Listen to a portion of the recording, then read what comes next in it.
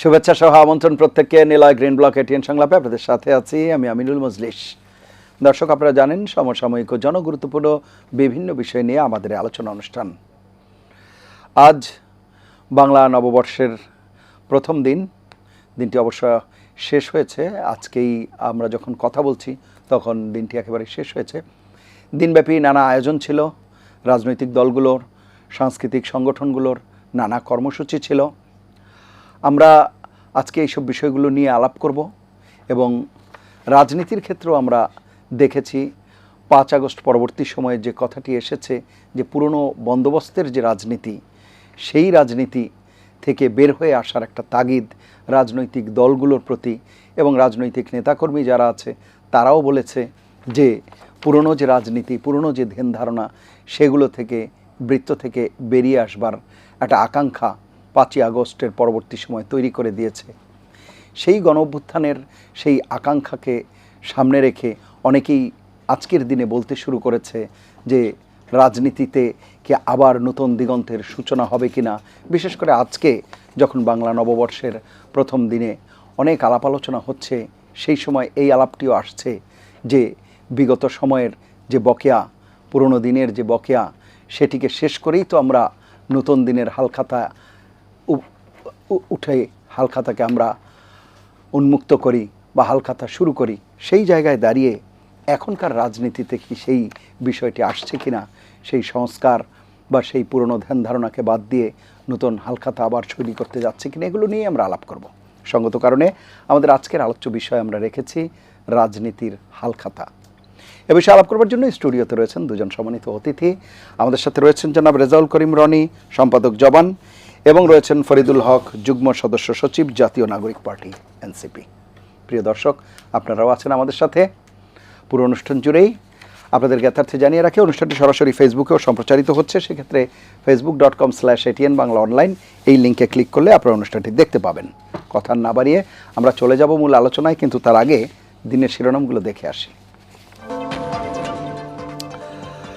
সবাইকে বাংলা নতুন বছরের শুভেচ্ছা জানিয়ে যে বাংলা নববর্ষের 22,000 কৃষকের হাতে স্বস্তির কার্ড টাঙ্গাইলে কর্মসূচির উদ্বোধন প্রধানমন্ত্রীর। ভাসানীর মাজার জিয়ারত বললেন নির্বাচন নিয়ে বিরোধী দলের বিভ্রান্তি চালাচ্ছে। বিএনপি দেশের মানুষকে দেয়া প্রতিশ্রুতি রক্ষা করে দাবি স্বরাষ্ট্রমন্ত্রী সালাউদ্দিনের। জুলাই সনদ বকেয়া রেখেই ক্ষমতা পাকাপোক্ত করতে চায় সরকার, অভিযোগ নাহিদের।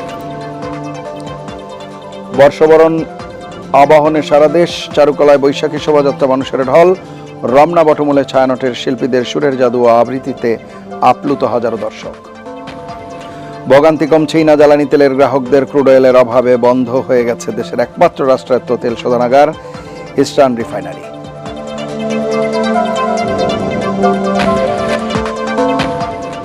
এবং পেন্টাগনের অবরোধে সমঝোতায় মরিয়া ইরান, দাবি ট্রাম্পের। আন্তর্জাতিক আইনের চুক্তি চায় তেহরান, জানালেন পেজেশকিয়ান। যুক্তরাষ্ট্রকে শুল্ক বৃদ্ধির পাল্টা হুমকি চায়নার। দর্শক, আমরা শিরোনাম শুনছিলাম, এবারে বিস্তারিত আলোচনায় যাব। প্রথমেই ফরিদুল হক, আপনাকে দিয়ে আলোচনা শুরু করি। আজকের বিষয়ে রাজনীতির হালখাতা। আমরা যখন আলাপ করছি বলছিলাম দিনব্যাপী আজকে বর্ষবরণের নানা আয়োজন হয়েছে। রাজনৈতিক সাংস্কৃতিক সংগঠন তারা বিভিন্ন আলোচনায় অংশ নিয়েছে। এরই মধ্যে আপনাদের দলের আহ্বায়ক, বিরোধী দলীয় চিফ হুইপ, উনি বলেছেন যে সংস্কারের বকেয়া রেখে নতুন বছরের হালখাতা খুলেছে সরকার। কেন এই কথাটি বলা হচ্ছে? সংস্কারের কোন বকেয়া রাখা হলো? জি, ধন্যবাদ আপনাকে। আপনার টেলিভিশনের মাধ্যমে আপনার দর্শক এবং দেশবাসীকে নববর্ষের শুভেচ্ছা জানাচ্ছি। এটা তো সত্যি যে সংস্কারের ধরেন বড় বড় সংস্কারের বকেয়াই তো এখন রয়ে গিয়েছে। আমরা নতুন বছরে চলে এসেছি, যদিও সময়টা খুব বেশি ছিল না, মানে গত বছরে কিংবা সরকার দায়িত্ব নেওয়ার পরে, কিন্তু শুরুটা দেখতে চেয়েছিলাম আমরা, কিন্তু শুরুটা খুব বাজেভাবে শুরু হয়েছে। বলা চলে যে বেশিরভাগ সংস্কারই জনগণের আকাঙ্ক্ষার বিরুদ্ধে কিংবা বিপক্ষে এবং গণরায়ের বিপক্ষে সরকার দাঁড়িয়েছে। এবং মানে এটা কি বলে যে একদম মোটা দাগে মনে হচ্ছে যে সরকার একটু সম্ভবত পুরনো পথেই হাঁটতে চায়, ক্ষমতাকে কেন্দ্রীভূত করা এরপরে আস্তে আস্তে কক্ষিগত করার দিকে যাওয়া, এরপরে হয়তোবা কি বলে যে যদি বিরোধিতা ওই মাত্রায় আসে তখন আবার জুলুম নির্যাতন শুরু করা, এবং পাশাপাশি আর একটা বড় ব্যাপার যেটা, সেটা হচ্ছে যে লুটপাটের যে বন্দোবস্তগুলো ছিল সেগুলোকে আবার নতুন করে রিওপেন করা, এগুলোর লক্ষণ খুব সিরিয়াসলি দেখা গেছে। ধরেন সংস্কারের আমাদের যে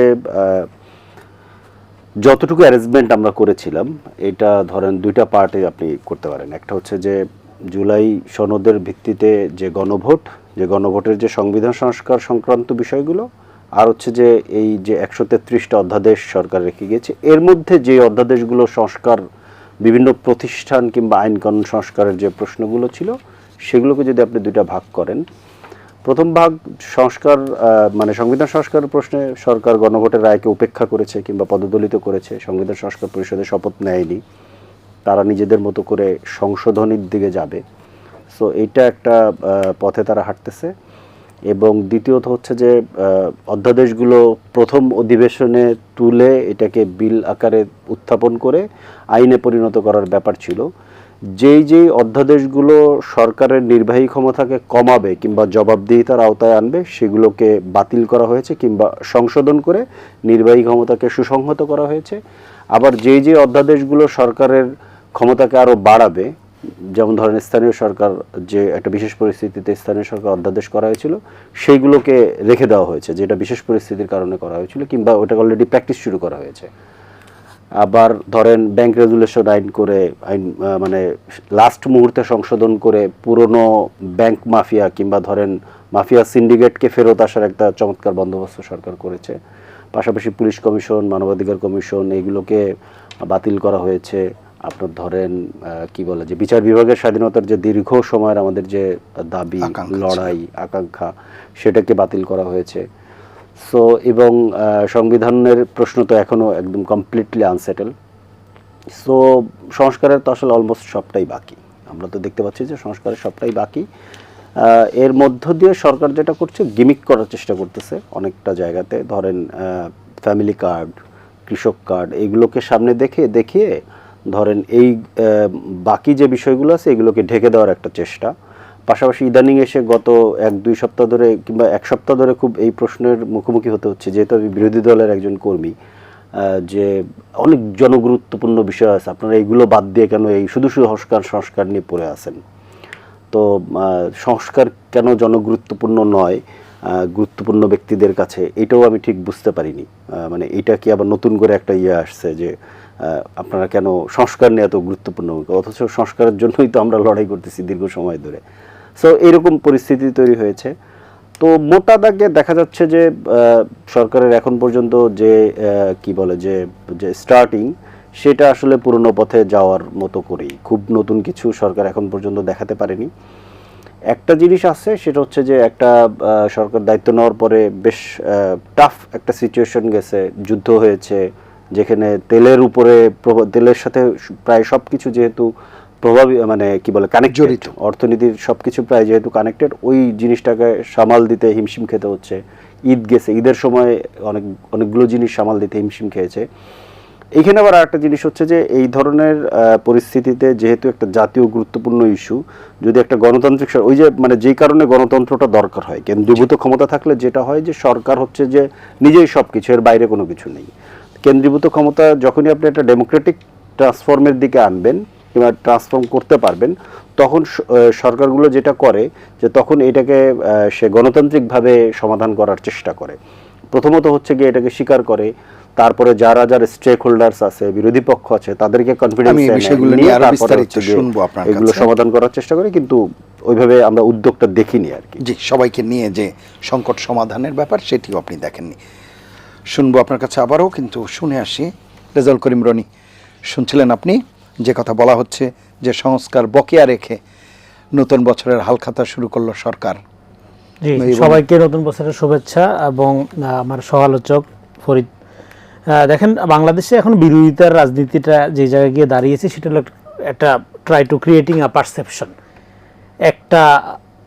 একটা পারসেপশন বা ধরেন এক ধরনের দৃষ্টিভঙ্গি তৈরি করার চেষ্টা। এবং বিএনপির ক্ষেত্রে এই দৃষ্টিভঙ্গি তৈরি করার চেষ্টা আমরা 18 বছর ধরে দেখতেছি। আওয়ামী আমলের সমস্ত রেটরিক্স কি ফেরত আসে নাই? আওয়ামী আমলের সমস্ত ক্যারেক্টার অ্যাসাসিনেশন আয়োজন কি ফেরত আসে নাই? সিপি গ্যাং টু বাঁশের কেল্লা, এই হলো নতুন বন্দোবস্ত। নতুন বন্দোবস্ত আয়ের ছাড়া তো আমি আর কিছু দেখি না। আরেকটা হলো যে ধরেন এই যে কথাটা বলা হচ্ছে যে সংস্কার বকেয়া রেখে, সমস্ত সংস্কারই বকেয়া, কারণ কোনো সংস্কারই পূর্ণাঙ্গ হয় না। সব সংস্কার হয়ে গেছে, আজ করলাম, আগামী দিন আর কিছু দরকার নাই, এটা কোন লোক না, কিন্তু ওনারা বলছে যতটুকু প্রতিশ্রুতি দেয়া হয়েছে ওইটুকু তো অন্তত করতে হবে। প্রতিশ্রুতি যেটুকু দিচ্ছে, হ্যাঁ, থ্যাংক ইউ এই প্রশ্নের জন্য। প্রতিশ্রুতি যেটা দিয়েছে বিএনপি, যেটা প্রশ্ন হচ্ছে বিএনপি জুলাই সনদ বলতে যা বুঝে আর বিরোধীরা যা বুঝে, দুইটার মধ্যে আকাশ পাতাল পার্থক্য। বিরোধীরা বুঝে অধ্যাদেশগুলোকে, বিরোধী দল বুঝে ওই গণভোটের 4টা প্রশ্নকে, আর বিএনপি এবং অন্যান্য দলগুলো বুঝে যারা রাজনৈতিকভাবে যেটা অঙ্গীকার করেছে, যেটা স্বাক্ষর করেছে সেটা। এবং যেখানে তারা স্বাক্ষর করেছে সেখানে বিএনপি যখন স্বাক্ষর করলো উইথ নোট অফ ডিসেন্ট, তখনই তো বিএনপি জুলাই গাদ্দার হয়ে গেছে। নোট অফ ডিসেন্ট দেওয়ার কারণে জুলাই গাদ্দার বলা হয়নি বিএনপিকে। এখন বিএনপি যে জিনিসগুলো রহিতকরণ করলো, কোনো কিছু বাতিল হয় নাই। আচ্ছা, যে 16টা অধ্যাদেশ রহিতকরণ করা হইল ফর টাইম বিং, এটা কেন করা হইলো? এর প্রায় প্রত্যেকটার সাথে সংবিধান সংস্কারের বিষয় জড়িত, 1। আর 2 হলো প্রত্যেকটা বিষয়ের সাথে আইনে, অন্যান্য বিষয়ের আইনের কনফ্লিক্ট আছে। এগুলো রিজলভ না করে একটা নিয়মতান্ত্রিক পার্লামেন্ট আইন করে ফেলতে পারে না। এটা একটা অ্যানার্কিস্ট সরকার করতে পারে, এটা একটা অনির্বাচিত সরকার করতে পারে, কিন্তু একটা নির্বাচিত পার্লামেন্ট একটা সিস্টেমের মধ্যে ফাংশন করে, তার একটা পদ্ধতিগত ব্যাপার আছে। এবং সংবিধানের কথা ঠিকই বললো, হ্যাঁ, সংবিধান সংস্কার তো লাগবে। সে প্রক্রিয়া কি হবে? সেটা কি একটা ডেমোক্রেটিক পদ্ধতিতে হবে, নাকি এটা হাসিনা স্টাইলে, নির্বাহী ক্ষমতা আমার যা আছে তাই করে ফেললাম, সেই স্টাইলে হবে? অবশ্যই constitutional amendment must be constitutional. কারণ এই যে বিগত সরকারটা, এইটা একটা গণঅভ্যুত্থানের মধ্যে গঠিত হওয়ার পরেও কিন্তু সাংবিধানিক ধারাবাহিকতা রক্ষা করেছে। 106-এর আওতায় সরকার গঠিত হয়েছে। সংবিধান যদি স্থগিত হইতো বা হয়, তাহলে ঘটনা কি ঘটে? জরুরি অবস্থা জারি হয়, যেটা 111-এর সময় আমরা দেখছিলাম। এবং 111-এর সরকার, মনে আছে আপনাদের নিশ্চয়ই, সংস্কারের জোয়ার তুলে ক্ষমতাকে তারা কোথায় নিয়ে গেছিল। এবং এই এখনো যারা সংস্কারের জোয়ার তুলছে, আজকে দেখেন হাসিনার আমলের যেই তথাকথিত সুশীল সমাজ, যারা হাসিনার ফ্যাসিবাদকে শক্তিশালী করতে ভূমিকা পালন করছে, আজকে তারা প্রত্যেকেই সংস্কারবাদী হয়ে গেছে।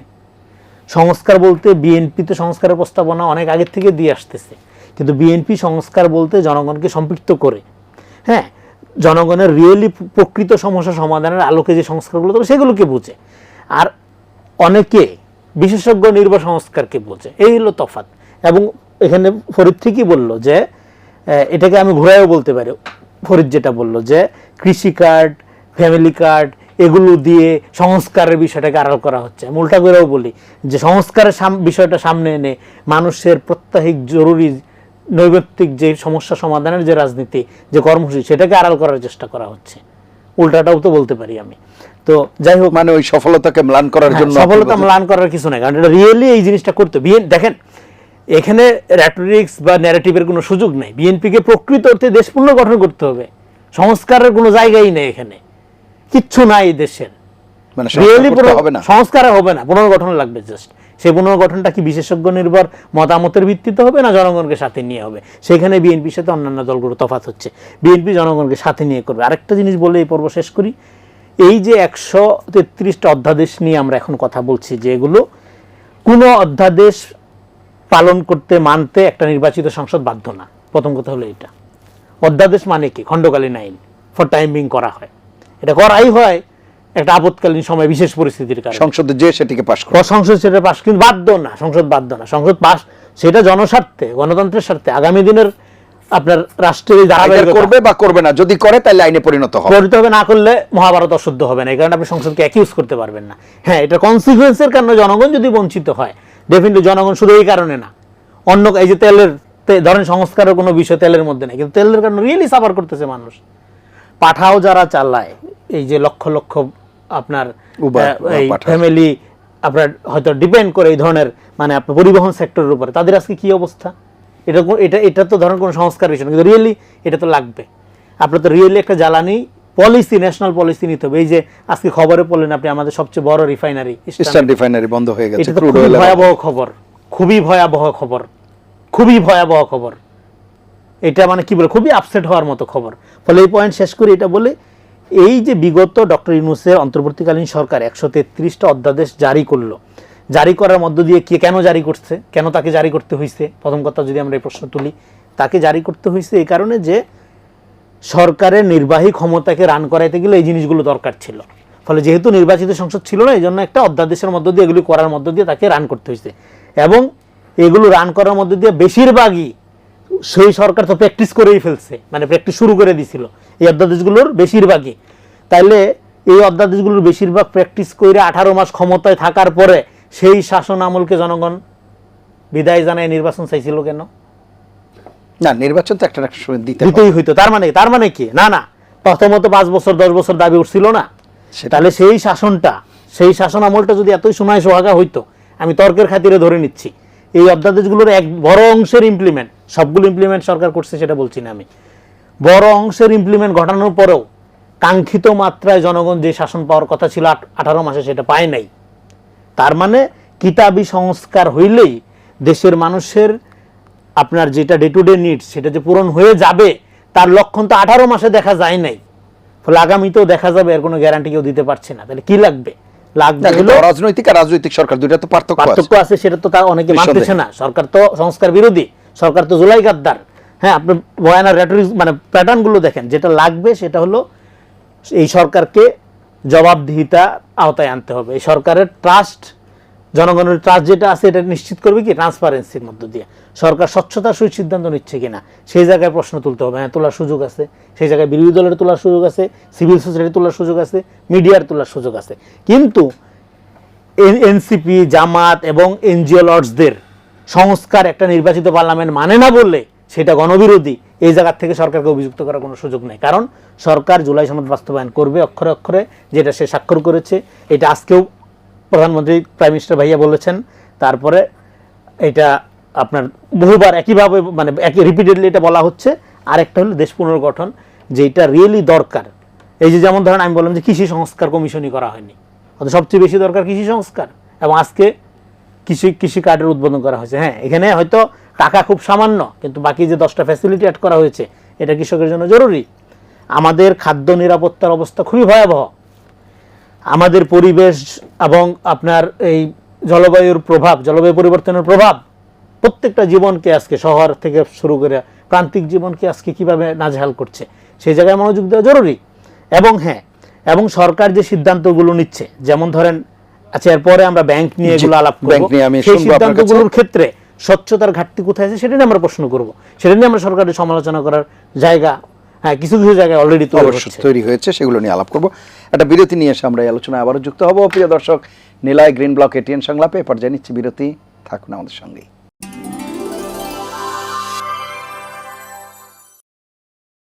ফিরে এলাম নিলয় গ্রিন ব্লক এটিএন সংলাপে। এতক্ষণ সাথে থাকার জন্য ধন্যবাদ। জনাব ফরিদ, আপনি কি একটু বলবেন, যেটি বলছিলেন যে এটি কি কেবলমাত্র পারসেপশন ক্রিয়েট করার জন্যই বা বিরোধিতার জন্যই বিরোধিতা করা, না এর মধ্যে কিছু বিষয় রয়েছে, যেটি রেজাউল করিম রনি বলছিলেন যে যেগুলো সংস্কারের কথা বলা হচ্ছে সেগুলো তো পুরোপুরি বাদ দিয়ে দেয়নি, রহিত করা হয়েছে। এর সাথে যেহেতু বিদ্যমান আইনের একটা সংঘর্ষ আছে, সুতরাং সেগুলো তো একটু যাচাই বাছাই করেই করতে হবে। আর গণতান্ত্রিক সরকারের তো অনেক রকম সীমাবদ্ধতাও থাকে। আপনার কাছে কি মনে হয়? না, গণতান্ত্রিক সরকার, তাহলে অগণতান্ত্রিক সরকার কোনটা? এই প্রশ্ন তো ধরলেন তখন চলে আসবে। আমরা তো গণ অভ্যুত্থানের পরে একটা সরকার বসাইছি। গণ অভ্যুত্থান থেকে নির্বাচনের ম্যান্ডেট কি বড়? সেটা তো না, পৃথিবীতে কেউ বলবে না। তাদের সংস্কার করার ম্যান্ডেট ছিল, কিন্তু পরিস্থিতিটা হচ্ছে যে সংস্কার করার জন্য যেহেতু সকল পক্ষ একইভাবে একমত ছিল না, এই জন্য তাদেরকে ডোরটা ওপেন করে দিয়ে যেতে হয়েছে। এবং দায়িত্বটা কিন্তু বর্তমান সরকারের, এটাই কিন্তু তখনকার সেটেলমেন্ট, যে দায়িত্বটা হচ্ছে পরবর্তী পার্লামেন্ট কিংবা পরবর্তী সরকারের হাতে। না, আমি ওদের প্রশ্নটা বোঝাতে পারি না। আমি বলছি এই যে বর্তমান সরকার আছে, উনি চাইলেই সবসময় যে সব কিছু করে ফেলতে পারবে, বিষয়টি এরকম কিনা। এখানে তো তার যেহেতু রাষ্ট্র পরিচালনার অতীতের অভিজ্ঞতা আছে, যেই বিষয়গুলো বিদ্যমান আইনের সাথে সাংঘর্ষিক, যেগুলো সংবিধানের সাথে সাংঘর্ষিক, সেগুলোকে হয়তো সংবিধান সংশোধন করে তারপরে সেগুলোকে দিতে হবে। সেই পর্যন্ত তো অপেক্ষা করতে হবে। রাষ্ট্র পরিচালনার অভিজ্ঞতার বলতে আপনাকে বুঝতে হবে যে ওনারা হচ্ছে পুরনো রাষ্ট্র পরিচালনার অভিজ্ঞ। কারণ আপনি যদি পুরনো রাষ্ট্র, সেই জায়গায় তো ওনারা ভালো অভিজ্ঞতার পরিচয় দিচ্ছেন, ওনারা পুরনো রাষ্ট্রের দিকে আমাদেরকে নিয়ে যাচ্ছেন। কারণ আমরা দেখছি যে কে এম হাসানকে কি বলে যে সর্বশেষ প্রধান বিচারপতি বানানোর জন্য বয়স বাড়ানো হয়েছিল 14 সংশোধনী করে। ফয়সাল মাহমুদ ফয়েজির নামটা আমি কয়েকদিন ধরে উচ্চারণ করতেছি, কারণ এটা ভুলে গেছে এই নামটা। আচ্ছা, যিনি হচ্ছে আমির খুসরো মাহমুদ চৌধুরীর ভাগ্নে, যাকে সুপ্রিম কোর্টে কিংবা হাইকোর্টে নিয়োগ দেওয়া হয়েছিল সনদ জালিয়াতির অভিযোগে। তার বিরুদ্ধে বার অ্যাসোসিয়েশন তার আদালত বয়কট করছিল, এবং এই ভদ্রলোকের পরে চাকরি চলে যায় হচ্ছে গিয়া 111 গভর্নমেন্টের সময়, এবং পরবর্তীতে তিনি বিএনপির কার্যনির্বাহী কমিটির সদস্য হয়ে সম্ভবত এখনও আছেন। তো বিচার বিভাগকে কিভাবে দলীয়করণ করায়ত্ত করা হয়, আওয়ামী লীগের উদাহরণ তো ধরেন পরে, কিন্তু এটা আসলে অফিসিয়ালি শুরু করছে তো প্রথমে বিএনপি। এবার এসে কি হলো, এবার এসে সুপ্রিম কোর্ট সচিবালয়, যেটা তাদের জুলাই সনদে তাদের নোট অফ ডিসেন্ট নেই, তারা স্বাক্ষর করেছে এবং তাদের ইশতেহারে আছে, 31 দফায় আছে, সেটাও তারা মানে নেই, সেটা তো বাতিল করে দিছে। যেটা অলরেডি ফাংশনাল ছিল এটা বাতিল করে দিছে। তার মানে বিচার বিভাগের স্বাধীনতার যে প্রশ্ন, যে দীর্ঘদিন ধরে আমরা যে লড়াইয়ের মধ্যে ছিলাম, এটা হচ্ছে না, মানে পুরনো পথেই থাকতেছে। পুরনো রাষ্ট্র চালানোর জন্য তো বিএনপি অবশ্যই অভিজ্ঞ, কিন্তু আমরা পুরনো রাষ্ট্র তো চাই না, তো আমরা তো সংস্কার করে একটা নতুন রাষ্ট্র চাই। প্রশ্নটা তো হচ্ছে ওইখানে তো বিএনপির অভিজ্ঞতার প্রশ্নটা হচ্ছে গিয়া তাকে বাকিদের সাথে আলোচনা করে যে জায়গাতে ঐক্যমত হয়েছে, সেই ঐক্যমতের যে কমিটমেন্ট, যে প্রতিশ্রুতি, সেটা রক্ষা করতে হবে। তো এখন সেই রক্ষা করার জায়গাটাতে কি হচ্ছে, সেটা হচ্ছে প্রশ্ন। এখন ধরেন মনে করেন সংবিধান পরিবর্তনের প্রশ্ন আছে, যে এটা কি হাসিনা স্টাইলে করবে নাকি ধরেন কি বলে যে গণতান্ত্রিক স্টাইলে করবে। জনগণ গণভোটে রায় দিয়েছে, এর থেকে আর গণতান্ত্রিক কি? হাসিনা স্টাইল তো হচ্ছে কি এখন যেটা করতে চাচ্ছে, যে সংবিধান সংশোধনের কমিটি, হাসিনা ৫৫ সংশোধনের আগে কমিটি করছিল না, সেই কমিটি তো করতেই চাচ্ছে, আরেকটা সংশোধনের কমিটি হবে না, বিএনপি তো জুলাই সনদের কথা বলছে। সনদের অনেকগুলো জায়গাতে তারা অলরেডি ধরেন ভায়োলেট করছে, অনেকগুলো জায়গাতে অলরেডি ভায়োলেট করছে। সনদের 52, 62, 69 আপনি পড়ে দেখেন। 52তে আছে হচ্ছে আপনার এই যে আমি সুপ্রিম কোর্ট সচিবালয়ের কথা বললাম, 62তে আছে হচ্ছে গিয়ে তথ্য অধিকার কমিশন, 69-এ পুলিশ সংস্কার কমিশন, স্বাধীন পুলিশ সংস্কার কমিশন। এগুলোতে কোনো কোথাও বিএনপি নোট অফ ডিসেন্ট ছিল না, তো সবগুলো বাতিল করে দিছে। তো এগুলো তো অলরেডি স্টার্ট করেছিল। বিএনপির কাজ ছিল হচ্ছে এগুলোকে এসে কি বলে আইনে পরিণত করা, যেহেতু পার্লামেন্ট ছিল না, অধ্যাদেশের মাধ্যমে এটা স্টার্ট করা হয়েছিল, এবং ওইখানে তো এটা উল্লেখ করা আছে যে যেগুলো হচ্ছে সংবিধান সম্পর্কিত সেগুলো হচ্ছে সংস্কার পরিষদে যাবে, যেগুলো সংবিধান সম্পর্কিত নয় সেগুলো প্রতিষ্ঠান কিংবা আইন সংস্কার। দুই ধরনের, মানে মোটা দাগে তো দুই ধরনের সংস্কার, একটা হচ্ছে সংবিধান সম্পর্কিত, আর হচ্ছে প্রতিষ্ঠান এবং আইন। তো প্রতিষ্ঠান আইন যেগুলো নির্বাহী ক্ষমতা কিংবা আপনার পার্লামেন্টের মাধ্যমে করা যাবে, সেটা হচ্ছে গিয়া ওই গণভোটের বাইরে ছিল। জুলাই সনদে একমত হয়েছে, সবাই স্বাক্ষর করেছে। আপনি আপনার নোট অফ ডিসেন্ট অনুযায়ী করেন, কিন্তু ওই জায়গাগুলোতে তো আপনার নোট অফ ডিসেন্ট নাই। তো আবার যেগুলো হচ্ছে সংবিধান সম্পর্কিত বিষয়, সেটা আপনি গণভোটের রায়ে সংবিধান সংস্কার পরিষদে করবেন, কিন্তু এটা তো করে নাই। খেয়াল করেন, একটা ইন্টারেস্টিং ঘটনা আছে। ইন্টারেস্টিং ঘটনা হচ্ছে, ধরেন বিএনপি নির্বাচনের আগে যদি না ভোট চাইতো, তাদের কি ভোট বাড়তো না কমতো? খুব সিম্পল একটা প্রশ্ন। দ্বিতীয় প্রশ্ন, ধরেন ভোট চাইলো এবং বিএনপি 199টা আসন পেল, তাহলে কি তারা সংবিধান সংস্কার পরিষদে শপথ নিত না? অবশ্যই নিত। কেন? কারণ তখন তো সংবিধান সে একা একা পরিবর্তন করতে পারতো না। তো তাকে আসলে ব্রুট মেজরিটি না থাকলে তো সেটা পারতো না। এই ফ্যাক্টরটা হচ্ছে ব্রুট মেজরিটি। বাংলাদেশে যতগুলো অপকর্ম হয়েছে, যতগুলো ভয়াবহ ধ্বংসযজ্ঞ হয়েছে, বেশিরভাগগুলোই হচ্ছে গিয়া এই ব্রুট মেজরিটির কল্যাণে হয়েছে। বাকশাল হয়েছে, চতুর্দশ সংশোধনী করে যে পরিস্থিতিতে 111 ঠেলে দেওয়া হয়েছে, এটার পেছনে বিএনপির দায় আছে না? অবশ্যই দায় আছে। এরপরে হচ্ছে যে পঞ্চদশ সংশোধনী, হাসিনার কাছে তখন যদি ব্রুট মেজরিটি না থাকতো, পঞ্চদশ সংশোধনী করতে পারতো না। তো তার মানে পঞ্চদশ সংশোধনী না করলে তো ত্রয়োদশ সংশোধনী বাতিল হয় না। তো এই যে অন্তত পাওয়ার ট্রান্সফারের যে ক্রাইসিসটা, সেই ক্রাইসিসটাও তৈরি হইতো না। এখন যেটা হয়েছে যে ধরেন এখন এই যে বিচার বিভাগকে আবার ধরেন এই নিয়ন্ত্রণে নেওয়ার যে প্রক্রিয়া শুরু হইলো, এটা এমন জায়গায় যে ঠেকতে পারে, সম্ভাবনা আছে, এটা আগে থেকে সতর্কতা দিচ্ছি, সম্ভাবনা আছে। সেটা হচ্ছে যে খেয়াল করেন, ওনারা এখন প্রচন্ড রকম আইন সংবিধানের ইয়ে হয়ে গেছেন না, ধারকবাহক হয়ে গেছেন না। গণ অভ্যুত্থানও তো সংবিধানে নাই, গণ অভ্যুত্থান তো অসাংবিধানিক। পুরনো সংবিধান অনুযায়ী গণ অভ্যুত্থান তো অসাংবিধানিক। এরপরে যত কর্মকাণ্ড হয়েছে সবই অসাংবিধানিক। শুধুমাত্র নির্বাচনটা সাংবিধানিক, কারণ হচ্ছে যেহেতু বিএনপি জিতছে। এখন ধরেন জুলাইয়ের একটা রায় হয়েছে, ওইটার মধ্যে গ্যাপ আছে, মানবাধিকার কমিশনের আইনটা যখন বাতিল করা হয়েছে এবং ওই আইনটা যখন পাশ করা হয়েছে, এটার সাথে এটা ইন্টারকানেক্টেড। মানে মানবাধিকার কমিশনের আইনটা জুলাই সুরক্ষা এবং হচ্ছে যে গুম প্রতিরোধ যে অধ্যাদেশ, দুইটার সাথে ইন্টারকানেক্টেড। মানে এইটা যদি এইভাবে থাকে তাহলে বাকি দুইটা ফাংশন করবে, অন্যথায় ফাংশন করবে না। আপনি তো জুলাই যোদ্ধাদের সুরক্ষা চাচ্ছেন হাসিনার করে দিয়ে যাও 2009 সালের মানবাধিকার কমিশনের কাছে, এবং যেখানে বলা হচ্ছে যে পুলিশের সাথে যখন আমাদের ধরেন যুদ্ধ হয়েছে, পুলিশের সাথে আমরা পুলিশের কি বলে যে গোলাবারুদের সামনে আমরা যে প্রতিরোধ করছি, সেখানে যদি পুলিশের কোনো ক্ষয়ক্ষতি হয়ে থাকে সেটা তদন্ত করবে পুলিশ, সেটা সিদ্ধান্ত দিবে পুলিশ। ওই যে আইন তারা করেছেন সুরক্ষা আইন নামে, এটা অনেকগুলো আইনের ফাঁকফোকর আছে। এই প্যাচগুলো ধরেন মনে করেন অনেকগুলো মানে কি বলে যে অনেকগুলো আনফোল্ড হয়নি এখনো, এই আনফোল্ডগুলো আস্তে আস্তে হবে সামনে, আমরা যে বলতেছি আস্তে আস্তে আনফোল্ড হবে। আমি যেটা বলছিলাম যে ধরেন এই যে তত্ত্বাবধায়ক এই কি বলে যে পঞ্চদশ সংশোধনী বাতিলের যে রায় হয়েছে, এই রায় অনুযায়ী কিন্তু আগের মতো করে তত্ত্বাবধায়ক সরকার কি বলে যে ওই রায় তো বলা হচ্ছে যে আগের মতো করে তত্ত্বাবধায়ক সরকার হবে, সেক্ষেত্রে কি পুরনো ওই যে পদ সর্বশেষ অবসরপ্রাপ্ত প্রধান বিচারপতি এসে তত্ত্বাবধায়ক সরকারের প্রধান হবে। এখন বিএনপি এটা তো কালকে বলে দিতে পারে যে না, এটা যেহেতু আদালতের রায় আছে, আমরা তো আদালতের রায়ের বাইরে সংবিধান সংশোধনী করতে পারবো না। আবার কিন্তু সেই বিচার বিভাগকে ব্যবহার করে তত্ত্বাবধায়ক সরকার ব্যবস্থাকে, তখন এই জন্য বিচার বিভাগের উপরে তাদের নজর, যাতে নিজেদের লোকদেরকে ওইখানে দিয়ে তাদেরকে ওই সর্বশেষ অবসরপ্রাপ্ত বানিয়ে তারপরে তাদের হাতে তত্ত্বাবধায়ক সরকারের দায়িত্বটা দেওয়া যায়। কারণ এটা তো আর 5 বছর পরে ঘটবে, সো এখনই জিনিসটা ধরেন আপনি ধরতে পারবেন না। কিন্তু আমরা তো এই পথে হেঁটে এসেছি, বাংলাদেশ তো এই পথগুলো সবগুলো দেখেছে। আপনি এমন কোনো নতুন জিনিস করছেন না যেটা এর আগে বাংলাদেশ করে নাই। আইদার আপনি করছেন অথবা আওয়ামী লীগ করছে, কেউ না কেউ করছে, প্রত্যেকটা পথে সবাই হাঁটা শেষ। এখন ওই একই পথে আপনি আমাদেরকে কিভাবে হাঁটাবেন? আপনি মানবাধিকার আমাদের কিভাবে নিছেন কায়া, আপনি কিভাবে ধরেন আমাদেরকে গুম করছেন, সেগুলো তো আমরা ওই পথে তো আমরা হেঁটে এসেছি। এখন আবার ধরেন গুমের ধরেন যেই ব্যাপারটা ওইটা না, ব্যাপারটা হচ্ছে যে যেই অধ্যাদেশগুলো বাতিল করা হয়েছে, বাতিল করার পক্ষে আরো ভালো করবে অনির্বাচিত সরকার, তথাকথিত অনির্বাচিত সরকার একটা করতে তারা বাধ্য না, এই ধরনের অনেক কথা বলা হচ্ছে। কিন্তু ঘটনা হচ্ছে কি যুক্তি দেওয়া হয়েছে সেগুলো গুরুত্বপূর্ণ।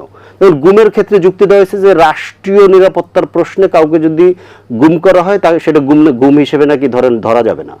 আবার গুমের জন্য অভিযুক্ত কোনো রাষ্ট্রীয় বাহিনীর সদস্যকে গ্রেফতার করতে গেলে কিংবা তার বিরুদ্ধে তদন্ত করতে গেলে সরকারের অনুমতি লাগবে। তাহলে একটা স্বাধীন কমিশন তো সরকারের নির্বাহী বিভাগের আন্ডারে চলে যায়। ইভেন এমন কথা বলা হয়েছে যে মানবাধিকার কমিশনকে নাকি আইন মন্ত্রণালয়ের আন্ডারে নিতে হবে। মানে পুরো জিনিসটা অ্যাবসার্ড। কারণ ওই যে পুরনো পথে হাঁটতে ওই জায়গায় তারা অভিজ্ঞ, তারা ওইটাই করতে চাচ্ছে। কিন্তু আমাদের ইয়ের জায়গাটা তো, আকাঙ্ক্ষার জায়গাটা তো ডিফারেন্ট। আমরা তো এই আর্গুমেন্ট আবার ধরে করছি। শুনে আসি রেজাউল করিম রনি, বেশ কিছু প্রসঙ্গ কিন্তু উনি একেবারে স্পেসিফিক ধরেই বলেছেন, বিশেষ করে গুম কমিশনের বিষয় কিংবা মানবাধিকার কমিশনের বিষয়, সেই সব জায়গাগুলো কিভাবে ব্যাখ্যা করবেন? দেখেন, এগুলো প্রথম কথা হলো যে এখানে ওনারা ধরে নিছে এই জিনিসগুলো বাতিল হয়ে গেছে। এগুলো বাতিল হয়নি, এগুলো রহিতকরণ করা হয়েছে। এবং আমি প্রথমেই আমার আলোচনায় পরিষ্কার করেছি যে বিষয়গুলোর সাথে সংবিধান সংস্কার সংশ্লিষ্ট এবং যেগুলোর সাথে আইনের সাথে আলোচনায় আসলো, যে একটার সাথে আরেকটা মানবাধিকার ইস্যু নিয়ে আসলো, যে জুলাই যোদ্ধাদের যে দায় মুক্তি, এর সাথে মানবাধিকার সংশ্লিষ্ট, মানবাধিকার আইন আপনার সম্পর্কিত। একইভাবে মানবাধিকার আইনের সাথে আইসিটি আইন সম্পর্কিত, একইভাবে আইসিটির সাথে গুম অধ্যাদেশ সম্পর্কিত। দ্যাটস ওয়াই বিএনপি এই জিনিসগুলো আরো অধিক যাচাই বাছাই করে এই আইনের এই লুফলগুলো ফাঁকফোকরগুলো বন্ধ করার জন্য সময় নিচ্ছে। ফলে এখন এখানে যে বক্তব্যটা আমরা শুনলাম, সেই বক্তব্যের মধ্যে কিন্তু বলা হচ্ছে যে গুম বিষয়ে এই যে কথাগুলো বলা হয়েছে, এই কথাগুলো কিন্তু আপত্তিতে নেই। আপত্তিতে কি, গুমের এখানে অন্তর্বর্তীকালীন সরকার 10 বছরের সাজার ব্যাপার রাখছে। বিএনপির প্রস্তাবনা হলো এটা যাবজ্জীবন অথবা সর্বোচ্চ শাস্তি করা যায় কিনা সেটা তো দেখা। রাষ্ট্রীয় বাহিনীর কথা বলছে? হ্যাঁ, ডেফিনেটলি রাষ্ট্রীয় বাহিনী না। এই গুম, যেহেতু গুমের জন্য একটা ইন্ডিপেন্ডেন্ট বডি করা হবে গুম তদন্ত এবং ইসের জন্য, সেখানে যারা গুমের কারণে অভিযুক্ত তারাই যদি তদন্তের দায়িত্ব পায়, সেখানে তদন্ত কি হবে বা কি হয়েছে হাসিনার আমলে আমরা দেখছি না। ওনারা তো সেটাই বলছে যে সেই পুলিশই যদি তদন্ত করে, সেটার কোনো সুযোগ নাই। তো সেটার কোনো সুযোগ, সেই আইনই তো করা হবে, কিন্তু করার আগেই আপনি তো ফ্রেম করে ফেলছেন। ফলে আমি বলি কি, দেখেন এরকম ফ্রেম এর আগেও বহুবার করা হয়েছে। বহুবার করার পরে যখন এটা বিএনপিকে প্র্যাকটিক্যালি করার আগ পর্যন্ত সহ্য করতে হবে। আমরা বারবার বলছি এইটা এই ধরনের প্যানিক এই ধরনের প্রচারে প্যানিক হওয়ার কিছু নাই। এই জিনিসগুলো বিএনপির ইস্তেহারের মধ্যে আছে। বিচার বিভাগ স্বাধীনতার জন্য মাজদার হোসেন মামলার রায় বাস্তবায়ন করা হবে। মাজদার হোসেন মামলা, এটা সবাই জানে, বিস্তারিত ব্যাখ্যা করার দরকার নেই। এই রায় বাস্তবায়ন হইলেই বিচার বিভাগ স্বাধীন হওয়ার 90% কাজ হয়ে যায়। আর সচিবালয় প্রতিষ্ঠার সাথে সরকারের ক্যাপাসিটি বৃদ্ধি, বাজেটিং এবং অন্যান্য আন্তঃমন্ত্রণালয়ের ব্যাপারগুলো সম্পর্কিত। ফলে এগুলো করে এটাও করা হবে।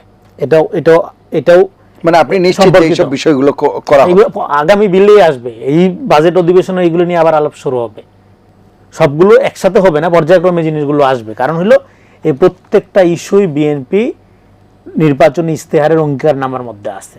কিন্তু ডেফিনেটলি বিএনপি জামাতের রাজনীতি করা, হ্যাঁ পুরানা পথে হাঁটছে বিএনপি, নতুন পথে হাঁটা বলতে কি বোঝায় এটা তো মানুষ দেখছে 18 মাসে।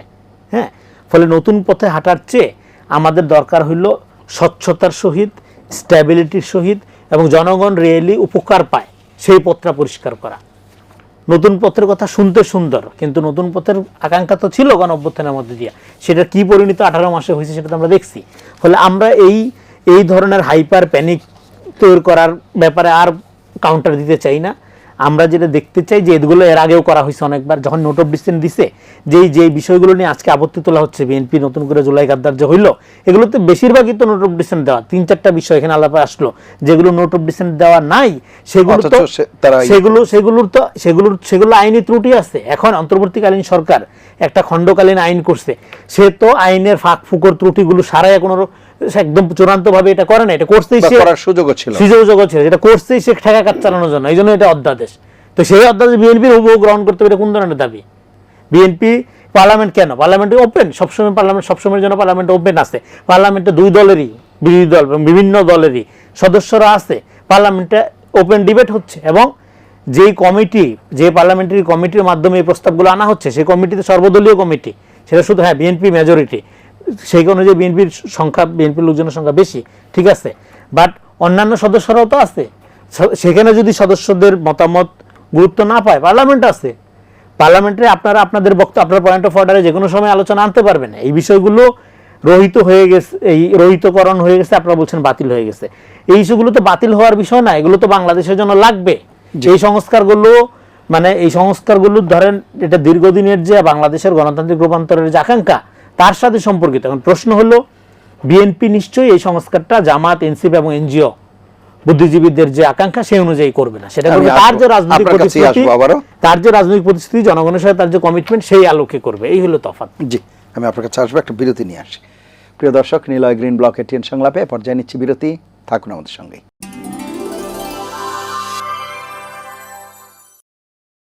ফিরে এলাম নিলয় গ্রিন ব্লক এটিএন সংলাপে। এতক্ষণ সাথে থাকার জন্য ধন্যবাদ।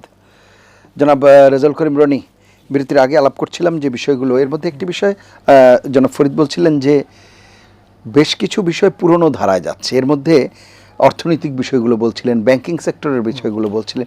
এই জায়গায় ব্যাংকিং সেক্টরে এখন সবচেয়ে বড় যে বিষয় আলাপটা হলো বিএনপি এস আলমকে ফেরাচ্ছে, এই তো এটার সায়েন্সটা কি? এর আগে গভর্নর নিয়োগ নিয়েও কথা হচ্ছিল। এখন গভর্নর মহান অর্থনীতিবিদ, পৃথিবীর সেরা অর্থনীতিবিদ, এর চেয়ে বড় অর্থনীতিবিদ দুনিয়াতে আর আসে নাই। হ্যাঁ, সে কি কাজটা করছিল? সে এই যে ব্যাংকগুলো একীভূত করে, তারপরে আগের গভর্নর কথা বলছি, উনি নিজে একজন গভর্নর হয়ে বললো অমুক অমুক ব্যাংক দুর্বল। যে উনি বললো অমুক অমুক ব্যাংক দুর্বল, গ্রাহকরা হুড়মুড় করে টাকা তুলে নিয়ে গেল। টাকা তুলে নেওয়ার মধ্যে সেই ব্যাংকগুলো যে ধৈসা পড়লো, হ্যাঁ, তারপরে বাকি গ্রাহকগুলো কি হবে? সবাই যারা টাকা তুলে নেয় তাদের কি হবে? সেই গ্রাহকগুলো, হ্যাঁ, এই লক্ষ লক্ষ গ্রাহকদের আমানত আজকে রিস্কের মধ্যে পড়লো। তাহলে এখন সরকার উদ্যোগ নিচ্ছে কি? এই ব্যাংকগুলোকে আবার সচল করা, গ্রাহকদের টাকা ফেরত দেওয়া। গ্রাহকদের টাকা ফেরত দেওয়ার জন্য ব্যাংক রেগুলেশন, এখানে আইনে এটা বলা হয়নি যে গ্রাহকরা আমানত পাবে না তাদের আমানতের দ্বিগুণ ফেরত দেওয়া হবে। এটা তো জনস্বার্থে আমানতকারীদের টাকা ফেরত দেওয়ার উদ্যোগ নেওয়ার জন্য এটা করা হচ্ছে। এইবার এস আলমরা তো কোনো ব্যবসায়ী না, এরা এখানে লুটপাটের জন্য আসছিল দেশে এবং টাকা লুট করে নিয়ে চলে গেছে। এস আলমকে আপনি চাইলেও আর ফেরাইতে পারবেন? ও কেন বাংলাদেশে ফিরবে? আর তার তো বাংলাদেশে কিছু দরকার নাই, আর তার যা দরকার সব নিয়ে গেছে, তার তো কোনো বিজনেস নাই, সবই তো সে ভুয়া দেখাইছে, মানে যেভাবে সে টাকা নিচ্ছে। ফলে বিএনপি চাইলেও হাতে পায়ে ধরে ডাকলেও এস আলম তার আসবে না, সে যা নেওয়া নিয়ে চলে গেছে। বিলিয়ন বিলিয়ন ডলার তার বিভিন্ন দেশে বিনিয়োগ আছে, সে কোন দুঃখে বাংলাদেশে আসবে? হ্যাঁ, এখন সরকার ব্যাংকগুলো সচল করার জন্য একটা হলো এখানে 2 লেভেলের অপরাধ আছে। একটা হলো ঋণ খেলাপি, এই যে ব্যাংকগুলোর যারা পরিচালনা পরিষদে আছে, লক্ষ লক্ষ হাজার কোটি টাকা এর মধ্যে নিয়ে বিদেশে টাকা পাচার করে দিছে। এক হলো ঋণ খেলাপি, এটা একটা অপরাধ এদের। আর 2 নাম্বার হলো এই খেলাপি ঋণের টাকা তারা তো পাচার করে দিছে। তাহলে 2টা অপরাধ। তাহলে সরকারকে যাইতে হবে কিভাবে? 1 to 1। এক হইলো তারে বলতে হবে যে তোমরা ব্যাংকগুলো আবার সচল করো। সচল করা মানে ইন্ডিভিজুয়ালি, একসাথে একীভূত করা না, ইন্ডিভিজুয়ালি তোমরা তোমাদের ব্যাংকগুলো সচল করো। এইবার সচল ওরা কোথা থেকে করবে? ওরা তো টাকা ঠিকই বাইরে পাচার করে দিছে, সেকেন্ড হ্যান্ড বা থার্ড হ্যান্ডে আসছে। সে তখন তাদের এই অ্যাসেটগুলো সচল করার স্বার্থে টাকাগুলো তারা বাংলাদেশে ঢুকাইতে বাধ্য, কারণ ব্যবসাটা তারও নাকি বাংলাদেশ ব্যাংক থেকে আবার টাকা দিতে হবে? বাংলাদেশ ব্যাংক থেকে টাকা দেওয়ার অবস্থা তো নাই। বাংলাদেশ ব্যাংকের অবস্থা টাকা দেওয়ার থেকে মনসুর সাহেব তো পারতো, মনসুর সাহেব তো এটা ফেল করছে। এটা পারে নাই তো। তো ফলে আপনার অর্থনীতিকে সচল করার জন্য এই ঋণ খেলাপি গিল্ডগুলোকে তো আপনি ফরিবার মাফ করে দিতে পারবেন না। তাদেরকে তো আপনার বলতে হবে যে তুমি তোমার প্রতিষ্ঠান সচল করো, তোমার টাকা আছে, তুমি সেই টাকা আনো, আইনা তুমি সচল করো। এইবার সচল করলো, এটা করার মধ্যে দিয়ে সে ঋণ খেলাপির জায়গা থেকে নিজেকে মুক্ত করতে পারে কিনা, পারলে আর সে অপরাধী থাকবে না, তার একটা অপরাধ করা গেল। এইবার সে যে টাকা পাচার করছে সেইটার বিচার, সেটা ক্ষুদ্র ব্যবসায়ী থেকে, ছোট ব্যবসায়ী থেকে, আমলা থেকে শুরু করে যারা যারা টাকা পায়, এটা রাষ্ট্রবিরোধী অপরাধ। সেই অপরাধের বিচারের প্রক্রিয়াটা আলাদা। ফলে দুইটা লেয়ারে করতে হবে। ফলে এখন আপনি যদি ঢালাওভাবে প্রচার করেন যে এই যে এসালম খুলে দেওয়ার কথা, বাই নো ওয়ে, এটা সাধারণ, আপনি যদি কাণ্ডজ্ঞানে চিন্তা করেন, আপনি যদি এসালমের জায়গায় নিজেরা চিন্তা করেন, আপনি আর ফিরবেন না। এটা তো বিজনেস না, এরা তো ব্যবসা করার জন্য আসে না, দেশে টাকা নাই রয়েছে। আমি একটু শুনে আসি। জনাব ফরিদ, আপনি কি বলবেন এই ব্যাখ্যায়? না, আমি ঠিক জানি না উনি কোথা থেকে বললো এটা। এখানে স্পষ্ট লেখা আছে যে 5 তারিখের আগে যে সমস্ত শেয়ার হোল্ডাররা ব্যাংকের মালিক ছিলেন, তারা যদি সরকার যে পরিমাণ টাকা পরবর্তীতে দিয়েছে সেটার 7.5% টাকা দেয়, তাহলে তারা শেয়ার ফেরত পাবেন। এরপরে পরবর্তী 2 বছরের মধ্যে এই টাকা ফেরত দেবে। তো এটা পরিমাণ কত? ওই যে ধরেন যে 5টা ব্যাংক মার্জ করা হয়েছে, এই 5টা ব্যাংকে 35 না যেন 36,000 কোটি টাকা দিয়েছে। 7.5% সম্ভবত 2600 কোটি টাকা। কোন সোর্স থেকে এনে দিবে এটা বলা হয়নি, মানে আরেকটা ব্যাংক থেকে লোন নিবে, লোন নিয়ে এনে দিবে, মানে আবার ঋণ খেলাপি হবে। এবং ওই যে যেটা নিল সেটা তো আছেই, মানে মানে অলরেডি তারা এখান থেকে টাকা সরিয়ে নিছে এবং সরকার এখানে আবার টাকা দিয়েছে, সেই টাকাটাও যাতে আবার সরিয়ে নিতে পারে, এই জন্য আবার নতুন করে আরেক জায়গা থেকে টাকা দেওয়া হবে। আমার কাছে অ্যারেঞ্জমেন্টটা এরকমই মনে হয়েছে। আর উনি যে বললো যে আমানত তুলে নিয়ে যাওয়ার ব্যাপার, ওই সময় ওই ব্যাংকগুলোতে আমানত যা ছিল তার 95% খেলাপি ঋণ। আমানত ছিল কোথায়? এটা তো একটা ধ্বংসপ্রাপ্ত অবস্থা ছিল। এখন ধরেন মনে করেন যে হঠাৎ করেই ধরেন মনে হচ্ছে যে এই স্কেপ গোট লাগবে, তো স্কেপ গোট লাগে যদি একটা অপরাধ আপনি করতে চান, কারোর উপরে দায় চাপানো লাগে। আপনি এখন এসে এই পূর্ববর্তী সরকারকে বলছেন, অথচ এই সরকার কিন্তু তাদের। কেন?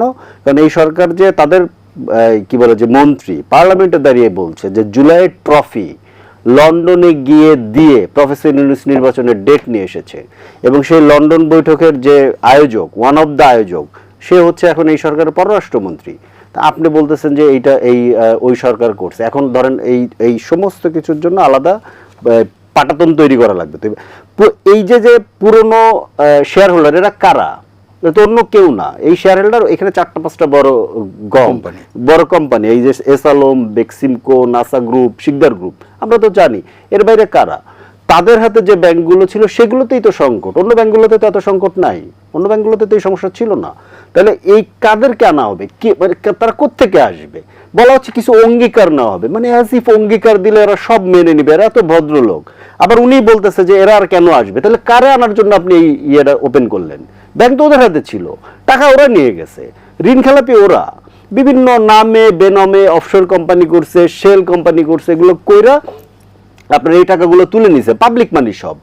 এই টাকাগুলো এইটাকে ফেরত আনার জন্য এখন ধরেন আপনি এই কি বলে যে তাদের কি ফেরত আনবে? তারা যদি আসেও, মানে ধরেন আইসা কি হবে? আইসা তো ধরেন ওই যে মানে ধরেন 35,000 কোটি টাকা সরকার দিছে নতুন করে, 2600 কোটি টাকা ধরেন আপনি ইনভেস্ট করবেন এখানে, মানে দিবেন, ফেরত দিবেন, বাকিটা 2 বছরে আপনি দিবেন 10%। তার মানে আবার ওইখানে আবার ওইটা লোনে ঢুকে গেল।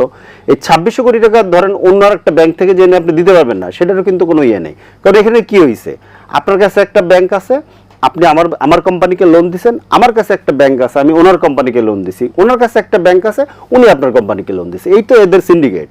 এই সিন্ডিকেট তো ওপেন বাংলাদেশের মানুষের সামনে। এটা আপনি নতুন করে আর এটা কি করবেন? আপনি এখানে একটা নতুন পথে যেতে হবে। হ্যাঁ, এই ব্যাংকগুলোকে চালু করতে গেলে আরো নতুন টাকা দরকার, নতুন অর্থ দরকার, সেটা ডিফারেন্ট। ওরা যে টাকা উনি বলতেছে, যে টাকা ওরা ফেরত নিয়ে গেছে, ওরা এটা ফেরত আনবে। তাহলে আপনি এই আইনের মধ্যে এই ক্লজটা কেন ঢুকালেন? খেয়াল করেন। এবং এই ক্লজটা ঢুকানো হচ্ছে যে যখন বিশেষ কমিটিতে আলাপ হয়েছে তখন এই ক্লজটা ছিল না, পার্লামেন্টে বিল তোলার আগে কিংবা বিল তোলার পরে একজন সংসদ সদস্য সম্ভবত সংশোধনী আইনে এটা তুলছে। তাহলে এটার উদ্দেশ্য কি? আপনি এটাতে আমরা কি মনে করব? আরেকটা জিনিস হচ্ছে যে উনি একটা কথা বলছেন যে হুবহু কেন করতে হবে। তো হুবহু করার ব্যাপারটা ব্যাংক রেজুলেশন তো আপনি হুবহু করেননি, তো এই যে আপনার মতো করে আপনি সংশোধনী করছেন না। আবার ধরেন স্থানীয় সরকারটা কিন্তু আপনি হুবহু রাখছেন, কেন? কারণ ওতে করে ওই স্থানীয় সরকারের প্রশাসক যেটা বসাইতে আপনি অন্তর্বর্তী সরকারকে বাধা দিছিলেন সেটা হুবহু রাখতেছেন, এবং যেটাকে ওই প্রশাসকদেরকে কিংবা নির্বাচিত প্রতিনিধিদেরকে সরিয়ে দেওয়ার ক্ষমতাটা সরকারের কাছে থাকছে, সেটা কিন্তু আবার হুবহু রাখা হয়েছে। অন্যগুলো আবার হুবহু রাখা যাবে না। স্থানীয় সরকার নিয়ে এটা একটা ন্যারেটিভ দেওয়ার চেষ্টা করা হচ্ছে এনসিপির অনেকের পক্ষ থেকে। স্থানীয় সরকারের নির্বাচন আবার এবার আগের এটা হুবহু রাখা হয় নাই, পরিবর্তন আসতেছে। এটা সর্বদল এক যে আগের মতো করে নির্বাচন হবে না, এটা আর স্থানীয় প্রতিক্রিয়া মানে দলীয় প্রতীক থাকবে না। প্রশাসক নিয়োগ, হ্যাঁ, প্রশাসক নিয়োগ এটা অন্তর্বর্তীকালীন সরকার দিয়েছিল জনসেবা নিশ্চিত করার জন্য। যেহেতু এখনো নির্বাচন হচ্ছে না, এটাকে এই বিশেষ পরিস্থিতির কারণে এই প্রশাসকগুলো নিয়োগ দেওয়া হয়েছে আগের আমলে। এই আগের কারণ জনসেবা, এই সিটি কর্পোরেশন, এগুলো আপনার এই সার্টিফিকেট দিতে হয়, তারপরে হইলো আপনার এই ধরেন এই নাগরিক সনদ, এই কিছু কাজ রেগুলার জনগণকে দিতে হয়, এই সেবাগুলো লাগে সিটি কর্পোরেশনের জন্য। এই জন্য প্রশাসক এগুলো জরুরি ছিল, এগুলো দেওয়া। কিন্তু নির্বাচনের দাবি আছে, বিএনপির লোকদের তরফ থেকেও আছে, বিরোধী দলের তরফ থেকে আছে। ফলে স্থানীয় সরকার এই যে প্রশাসক বসছে, এটাই ফর এবার চিরস্থায়ী বন্দোবস্ত।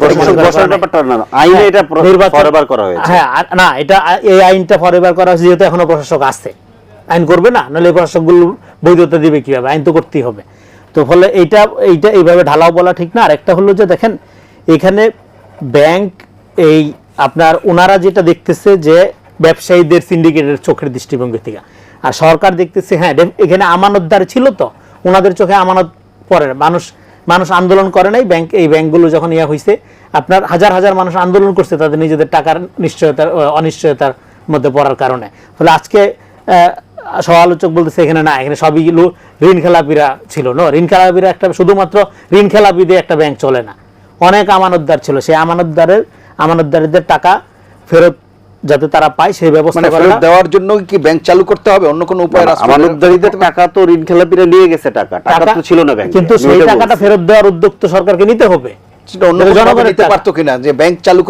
কিভাবে নিতে হবে সেটা তো মনসুর সাহেব টাকা দিছিল একবার, দিয়ে তো কাজ হয় না এই মডেলে।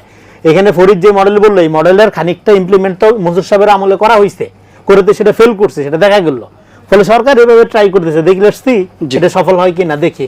কিন্তু আমি বলতেছি শেষ করব, এখানে আপনার রাজনীতিটার মধ্যে যেটা হচ্ছে বিএনপি জনগণের নির্বাচিত সরকার হিসেবে জনগণের কাছে তার যে কমিটমেন্ট, তার যে ওয়াদা, সেগুলো পালন করতে বাধ্য। কোনো ডিপ স্টেটের চাপায়ে দেওয়া, হ্যাঁ, কোনো ফর্মুলা মানতে সে বাধ্য না। অসংখ্য ধন্যবাদ আপনার দুজন কৌশলে অংশ নেওয়ার জন্য। প্রিয় দর্শক, এই ছিল আজকের নিলয় গ্রিন ব্লক এটিএন সংলাপ। পরবর্তী অনুষ্ঠান দেখার আমন্ত্রণ জানিয়ে বিদায় নিচ্ছি। সবাই ভালো থাকবেন, সুস্থ থাকবেন, আশা করি এটিএন বাংলার সঙ্গেই থাকবেন। আল্লাহ হাফেজ।